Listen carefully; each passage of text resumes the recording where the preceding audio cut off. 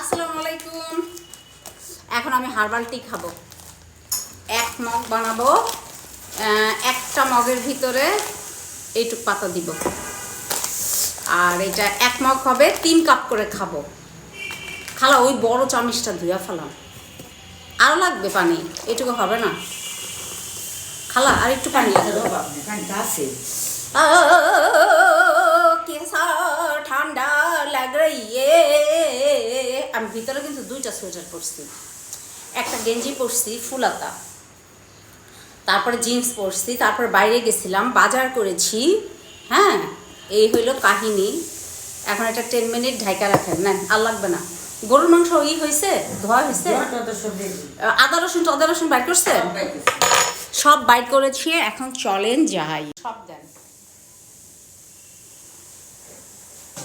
খালা, এটি সব দিয়া দিলাম। হ্যাঁ, তাহলে পেস্ট কমান না, আমি একবারে যে ইয়ার আনবো না, ওইটার মধ্যে তো মশলা দিতে হইব এখান থেকেই, বুঝেন না? সবজির মধ্যে আর কোনো পেস্ট টেস্ট দিয়েন না, বুঝতে পারছেন?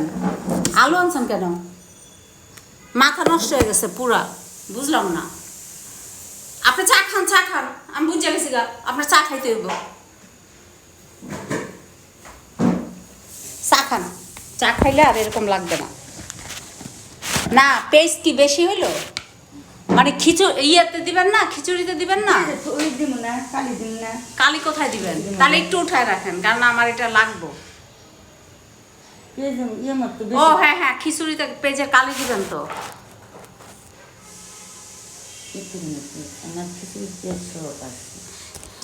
ঠান্ডি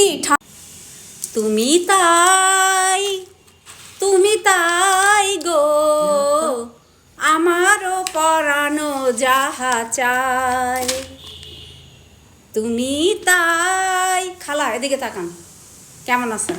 সবার একটা সালাম দেন খালা। আসসালামু আলাইকুম। তুমি তাই গো, আমারও পরানো যাহা চাই। আপনি তো আমার জিজ্ঞেস করলেন, আপনি কখনো রান্না করেন নাই? জিরার গুঁড়া দেন, এখান থেকেই মশলাটা আমি খিচুড়িতে দিয়ে দেবো, ঠিক আছে? ঠান্ডার চোট এরকম করতেছি, কেমন যা লাগতেছে। আপনারা সবাই কেমন আছেন? অনেক ভালো আছেন, ভালো থাকবেন। প্রচণ্ড শীত পড়ছে, কান ঢেকে ফেলবেন। হ্যাঁ, বারে বারে বলবেন যে আমি একটা কথা বলি, ভালোর জন্যই বলি। কান ঢেকে ফেলবেন, মোজা পরবেন, তাহলে আর কোনো প্রবলেম নাই, ঠিক আছে? আর সকালবেলা 2 গ্লাস গরম পানি খাবেন, বাস, আর কোনো প্রবলেম নাই। আল্লাহ যেন আপনাদের সবাইকে অনেক ভালো রাখে।